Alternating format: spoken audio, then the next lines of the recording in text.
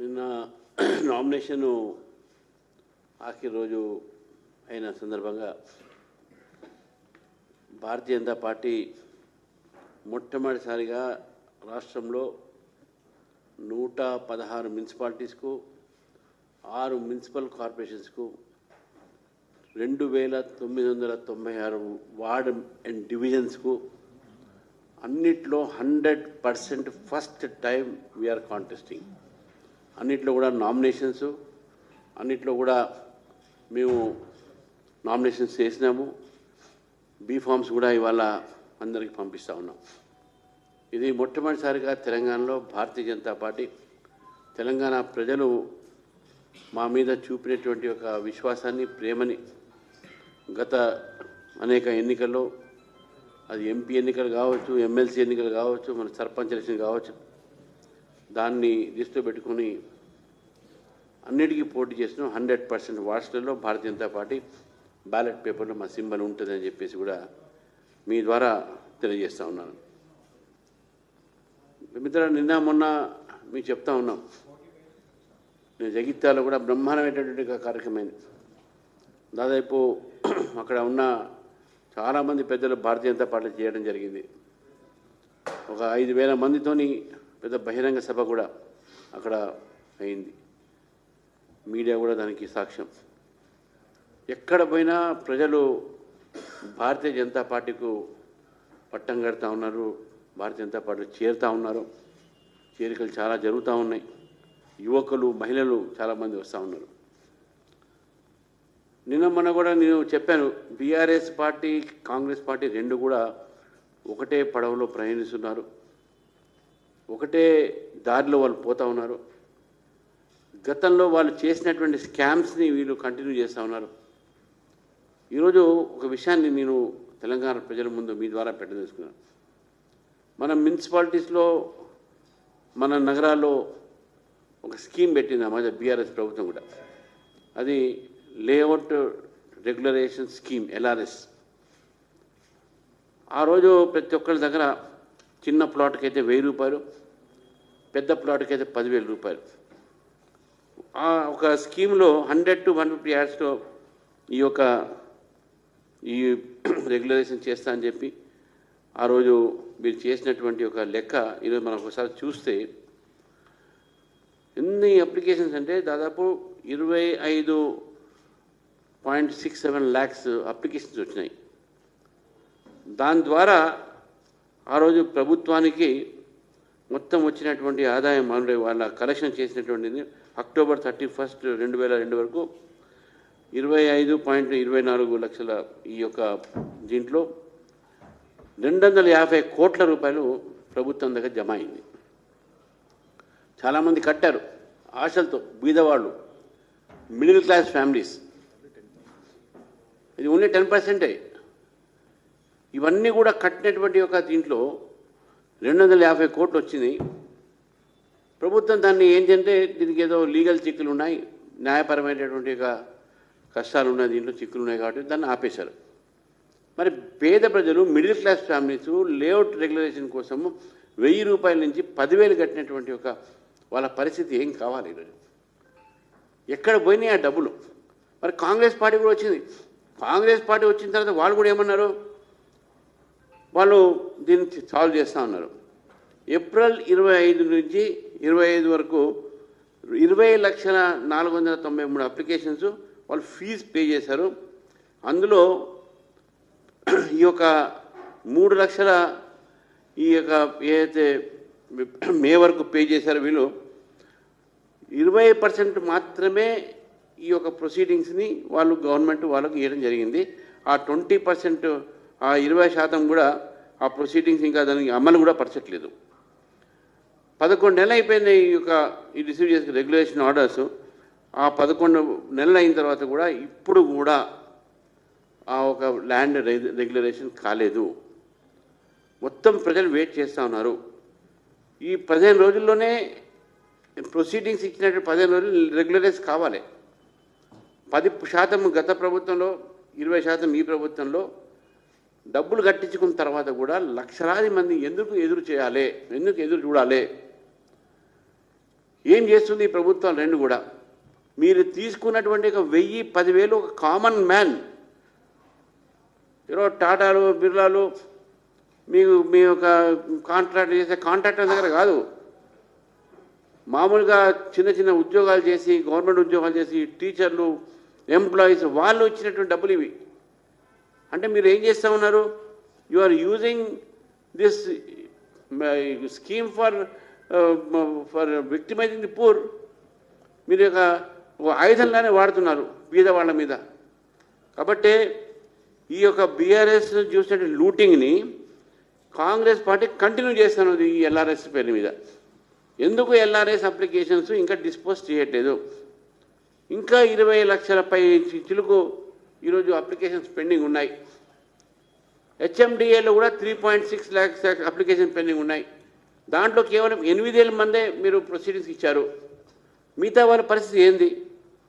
నేను ఒకటే లెక్క చెప్తా ఉన్నాను మీకు. వరంగల్ నుంచి హెచ్ఎండి ఈ వరంగల్ నుంచి 72,196 అప్లికేషన్స్ వస్తే కేవలం 8,000 దానికి ప్రొసీడింగ్స్ ఇచ్చారు. ప్రొసీడింగ్స్ మాత్రమే, అది అమలు పరచలే. తుర్కెంజాల్లో 40,881 వస్తే 3,000 మాత్రమే దాంట్లో ప్రొసీడింగ్స్ ఇచ్చారు. పెద్దంబర్పేటలో 34,776 అప్లికేషన్స్ వస్తే 2,000 మందికి మీరు ప్రొసీడింగ్స్ ఇచ్చారు. ఖమ్మంలో 29,321 వస్తే మీరు కేవలం 2,800 మాత్రమే ప్రొసీడింగ్స్ ఇచ్చి, సూర్యాపేటలో 31,940 అప్లికేషన్స్ వచ్చి 3,925 మంది మాత్రమే మీరు ప్రొసీడింగ్స్ ఇచ్చారు. ఇది ఎక్కడ మీరు ఫెయిల్ అవుతున్నారు? మీ పరిపాలన ఫెయిల్ అవుతూ ఉంది. ఇవన్నీ మున్సిపాలిటీకి సంబంధించినవి కదా. మున్సిపాలిటీస్లో మీరు ఇవన్నీ కూడా ఈ ఎల్ఆర్ఎస్ అంతా కూడా అర్బన్ ఏరియాలో చేసినటువంటిగా ఏమవుతా ఉన్నది నేను అడుగుతా ఉన్నాను. ఈరోజు మేము డిమాండ్ చేస్తూ ఉన్నాం. ఏదైతే ఇమీడియట్గా క్యాన్సిలేషన్ ఎల్ఆర్ఎస్ క్యాన్సిలేషన్ ఫీజు మొత్తం మాఫ్ చేయండి, ఆ పైసలన్నీ కూడా వాళ్ళకి ఇచ్చి వాపసు చేయండి. ఎల్ఆర్ఎస్ స్కీమ్ పెట్టింది ఎందుకు? సరే, పాత ప్రభుత్వం తప్పు చేసింది, మళ్ళీ మీరు ఎందుకు దాన్ని కొనసాగిస్తున్నారు? ఎల్ఆర్ఎస్ మీరు చేయట్లేదు కాబట్టి ఇన్ని లక్షల మంది కట్టి, కోట్లాది రూపాయలు కట్టి ప్రజల ఖజానా, ప్రభుత్వ ఖజానా ఉంది కాబట్టి మీరు ఎల్ఆర్ఎస్ రెగ్యులరైజేషన్ ఫ్రీగా చేయాలి, వాళ్ళకి ఇచ్చినటువంటి డబ్బులు వాపసు చేయాలని చెప్పి బీజేపీ డిమాండ్ చేస్తూ ఉంది. అంతేకాకుండా ఈ ప్రజలు ఏ పేద ప్రజలైతే, ఏ మధ్యవర్తి కుటుంబాలైతే ఎల్ఆర్ఎస్ కోసం వాళ్ళు ఇచ్చినటువంటి ఒక ఏవైతే వాళ్ళు కట్టారో, డబ్బులు కట్టారో, ఫీజు కట్టారో, మరి దాని మీద ఇంతే కాదు, ఈ ఎల్ఆర్ఎస్ ప్రొసీడింగ్స్ వచ్చినాక మళ్ళీ 10% మార్కెట్ వాల్యూ కట్టాలి. అది కూడా ఉంది. వీళ్ళు ఫస్ట్ ఓన్లీ అప్లికేషన్ మాత్రమే, కేవలం అప్లికేషన్ మాత్రమే 1,000 రూపాయలు, 100 నుంచి 150 యాడ్స్, ఆ 150 యాడ్స్ అబవ్ ఉంటే 10,000 రూపాయలు. కేవలం అప్లికేషన్ ఎల్ఆర్ఎస్ దరఖాస్తుకే వీళ్ళు తీసుకునేది 250 కోట్లు. ఇంకా ఇప్పుడు వచ్చాయి ఈ ప్రభుత్వంలో. మరి ఏం చేస్తున్నది ఈ ప్రభుత్వం? ఎందుకు జాప్యం చేస్తూ ఉన్నారు? మీ పరిపాలన ఈ విధంగా ఉన్నది. కాబట్టి పురపాలక సంఘాల్లో పరిపాలన ఏదుందో ఇది కుంటుపడుతూ ఉంది. పరిపాలన లేదు. ఈరోజు ఎక్కడ కూడా మీరు పరిపాలన చూస్తూ ఉంటే నిజంగా ఈరోజు తెలంగాణ మొత్తం మున్సిపాలిటీస్లో జరుగుతున్నట్టు ఏంటంటే మొత్తం ఫైరింగ్ ఇన్సిడెంట్స్, రేప్స్, డ్రగ్స్, దొంగతనాలు. ఇది కాంగ్రెస్ ఒక పరిపాలన సంబంధించినటువంటి బ్రాండ్ ఇమేజ్. ఇది brand image of Congress party. Rapes, fire accident, drugs, robberies. రోజు చూడండి పేర్లు, రోజు పేపర్లో చూడండి మీరు, ఇదే ఉంటాయి. మన కోటిలో బ్యాంక్ సీట్లో అయింది ఒకటి, మన ఆఫీస్ అనుకో ఒకటి అయింది, ఆ మధ్య ఓల్డ్ సీట్లో ఒకటి అయింది. ఇది కేవలం హైదరాబాద్ నుంచి చెప్తాను, బయట కూడా చాలా అవుతా ఉన్నాయి. చాలా దురదృష్టమైనటువంటి డ్రగ్స్ కూడా ఈరోజు మున్సిపాలిటీస్లో, చిన్న చిన్న అర్బన్ ఏరియాస్లో, గ్రామీణ ప్రాంతాల్లో కూడా గాంజాయిలు, చెరస్లు ఇవన్నీ కూడా విచ్చలవిడిగా అమ్ముతున్నటువంటిగా పరిస్థితి మనం చూస్తూ ఉన్నాం. మొత్తం తెలంగాణలో పరిపాలన మొత్తం కూడా ఈరోజు కుంటిపడ్డది. మున్సిపాలిటీస్ పరిపాలన లేదు. అది దేవుడి దేవల్ల ఈరోజు మొత్తం మన మోదీ గారి యొక్క స్కీమ్స్ ఉన్నాయి కాబట్టి, అమృత్, స్మార్ట్ సిటీ ఇవన్నీ ఉన్నాయి కాబట్టి కొద్దిగైనా మున్సిపాలిటీస్ నడుస్తూ ఉన్నాయి. కేంద్ర ప్రభుత్వమే లేకపోతే మున్సిపాలిటీస్ అన్నీ కూడా ఈరోజు మూసుకొని ఆఫీసులో మూసుకునేవారు. కేవలం కేంద్ర ప్రభుత్వం నిధులతోనే, కేంద్ర ప్రభుత్వం ఒక పథకాలతోనే ఈరోజు మున్సిపాలిటీస్ నడుస్తూ ఉన్నాయి. మున్సిపాలిటీలో ప్రజలకు ఈరోజు వాళ్ళకు అక్కడ పరిపాలన దక్కుతా ఉన్నది. మేము అందుకే డబుల్ సర్కార్ ఇంజన్ చెప్పినాం. డబుల్ సర్కార్ ఇంజన్ వస్తే ఉన్నా లేకున్నా కూడా ఈరోజు మనం ఇన్ని పనులు చేస్తూ ఉన్నాం. కాబట్టి మీ ద్వారా మరొకసారి ఈ ప్రభుత్వాన్ని డిమాండ్ చేస్తూ ఈ యొక్క మున్సిపాలిటీ మినిస్టర్ ముఖ్యమంత్రి గారే కదా, వేరే వాళ్ళు ఎవరు లేరు. ఎడ్యుకేషన్ ముఖ్యమంత్రి, లా ముఖ్యమంత్రి, హోమ్ ముఖ్యమంత్రి, మన మున్సిపాలిటీ ముఖ్యమంత్రి. మన ముఖ్యమంత్రి గారే గాయబ్ ఉన్నాడు. ఇప్పుడు వస్తున్నాడు. ఎప్పుడు సర్టిఫికేట్ ఇచ్చారు. ఆ సర్టిఫికేట్ చూడాలి మళ్ళీ ఎంతో బోగస్, ఎందుకంటే చాలా బోగస్ సర్టిఫికేట్ నడుస్తూ ఉన్నాయి. మన ఇక్కడ చూపెట్టారు మొత్తం బోగస్ సర్టిఫికేట్ ఓల్డ్ సిటీలు ఇస్తున్నాడు. ఎంబీబీఎస్ అంటే ఎంబీబీఎస్, ఇంకెక్కడ ఇస్తున్నాడు. దాన్ని బట్టి గిబాయ్ పోతున్నారు కొంతమంది ఆ సర్టిఫికేట్ పట్టుకొని. మరి అక్కడ దానిలో చెక్ చేయమని చెప్పాలి అసలు వాస్తవానికి. అది వారి గతంలో భాస్కర్ అవార్డు ఇచ్చారు కదా. నేనేమన్నా గతంలో ఇక్కడ భాస్కర్ అవార్డు ఇచ్చారు సోనియా గాంధీ గారు. ఓస్కార్ అవార్డు అంటే కాదు, మేము భాస్కర్ అవార్డు వారికి ఇచ్చాము. సరే ఇప్పుడు ఈ సర్టిఫికేట్ చూద్దాం, సర్టిఫికేట్ దేనికోసం ఇచ్చారు ఎంతవరకు అని చెప్పేసి. ఏదైనప్పుడు కూడా నేను ఈ యొక్క కాంగ్రెస్ ప్రభుత్వము ఈరోజు మున్సిపాలిటీస్ డెవలప్ చేయలేదు. మున్సిపాలిటీస్ డెవలప్ కావాలంటే కేవలం భారతీయ జనతా పార్టీ వల్ల అవుతుందని చెప్పేసి కూడా నేను తెలియజేస్తూ ఈ యొక్క భారతీయ జనతా పార్టీ మరొకసారి ప్రభుత్వాన్ని డిమాండ్ చేస్తూ ఉంది. ప్రజలు ఏదైతే ఎల్ఆర్ఎస్ కట్టారో ఆ ప్రొసీడింగ్స్ మీరు తీశారో అవన్నీ కూడా మీరు వాపసు చేసి మీరు ఏమీ లేకుండానే ఎల్ఆర్ఎస్ చేయాల్సిందిగా మీ ప్రభుత్వాన్ని డిమాండ్ చేస్తూ ఉన్నాం. Thank you.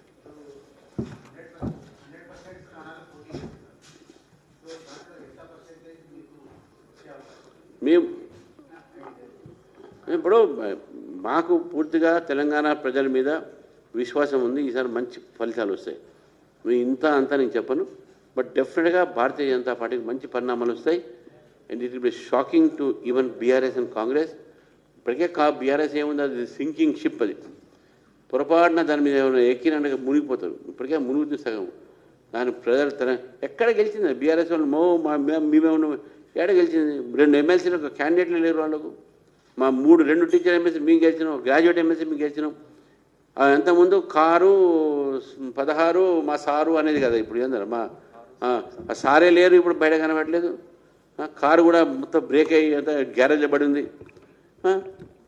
0 వచ్చింది, 16/0 వచ్చింది. ఇప్పుడు ఇక్కడ ఇది ఎంత ఇంకా రాజకీయ దురంకారం పోలే. ఓడిపోయిన తర్వాత కూడా ప్రభుత్వంలో ఉంచి వాళ్ళని ప్రజలు తిరస్కరించిన తర్వాత కూడా బీజేపీ ఆడింది. అరే బీజేపీ 8 మంది ఎంపీలు ఉన్నాం, మేము 2 ఎమ్మెల్సీలు ఉన్నాం మొన్న గెలిచిన మీ టైంలో.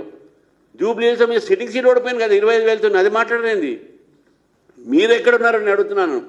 మీరు లేరు, కాంగ్రెస్ లేరు, ఇద్దరు కలిసినారు. కాబట్టి ఇద్దరు కలుస్తున్నారు మమ్మల్ని ఎదుర్కోవడానికి.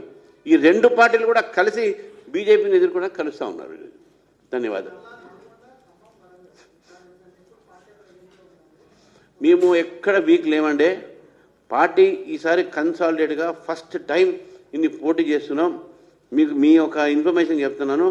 నల్గొండలో గతంలో ఫస్ట్ మున్సిపల్ చైర్మన్ మా సామమూర్తి గారు బీజేపీ. దాని తర్వాత ఆ రోజు కృష్ణారెడ్డి గారు సెకండ్ టైం చైర్మన్ అక్కడ నల్గొండలో. మేము భువనగిరిలో కూడా చైర్మన్ వైస్ చైర్మన్ గెలిచినాం.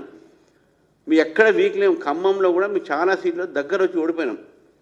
కాబట్టి మీ వీక్ అనే పాయింట్ లేనే లేదు. బీజేపీ ఈజ్ గ్రోయింగ్ స్ట్రాంగ్ అని చెప్తా ఉన్నాము. డెఫినెట్గా ఈ యొక్క మున్సిపాలిటీస్లో వచ్చిన ఫలితాలు తెలంగాణ ప్రజల ఆశీర్వాదం మున్సిపాలిటీస్ అన్ని కూడా బీజేపీ కైవసం చేసుకుంటుందని నాకు పూర్తి నమ్మకం ఉంది. ఇక టాకే కదా, వాక్ అండ్ టాక్. ఎవరు మేము ఎవరితో పోయే సమస్య లేదు. వింటర్గానే మేము ఉంటాం. మేము మంచి బీఆర్ఎస్ ఎక్కడ దాంతో నేను చెప్పినా కదా ఇప్పుడు అది మునిగిపోయేటటువంటి పడవ దాన్ని పట్టుకొని ఇంకా మేము ఎవరు మునుగుతారు.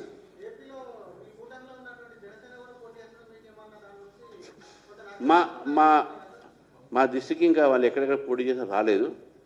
ఒకవేళ అటువంటి పరిస్థితి ఉంటే డెఫినెట్గా వాళ్ళ లీడర్షిప్ని మీరు రిక్వెస్ట్ చేసుకొని మనం విత్డ్రా చేసుకుంటే తర్వాత మనం వేరే చాలా ఎలక్షన్స్ వస్తున్నాయి, ముందు అప్పుడు చూడవచ్చు అని చెప్తాం డెఫినెట్గా. బికాజ్ మా కూటమిలో ఉన్న కాబట్టి నేను కామెంట్ చేస్తాను. మా దృష్టికి అయితే రాలేదు. కే కేటీఆర్ గారికి అదే కేసీఆర్ గారికి నోటీసులో వీళ్ళకు నోటీసులు ఇస్తున్నారు, వీళ్ళు పోతున్నారు. అక్కడ ఏంది మీడియా మనలందరూ కెమెరా పెట్టారు, ఇట్లా పెట్టి ఇటు అనుకున్న కార్యకర్తలు చేస్తున్నారు.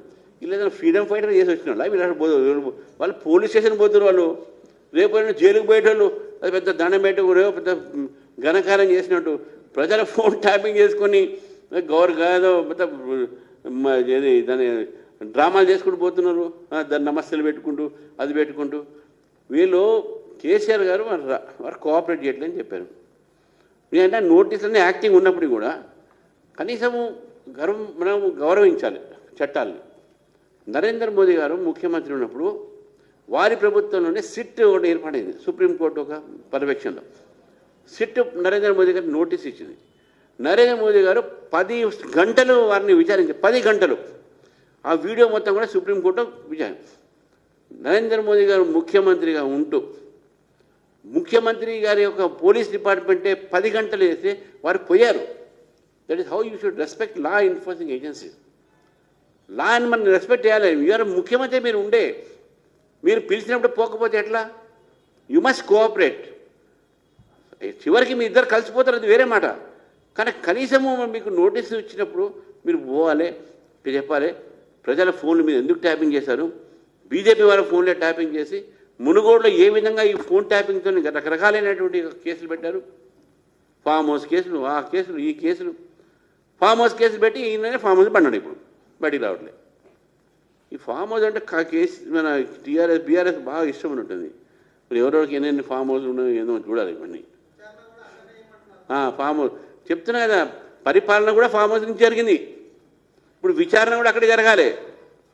మా రేవంత్ అన్న అక్కడ డబుల్ బెడ్రూమా, ఇందిరమ్మ ఇల్లు ఆడ మన ఫామ్ హౌస్ కడతాడా, చెంచల కూడా కడతాడా చూడాలి. ధన్యవాదాలు.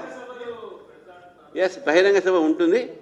డేట్లు ఇంకా రాలేదు. బట్ నా జాతీయ నాయకులు ముఖ్యంగా అమిత్ షా గారు, నితిన్ నవీన్ గారు వచ్చేట అవకాశాలు ఉన్నాయి. ఇంకా దాని స్వరూపం ఇంకా ముందుకు రాలేదు. Thank you.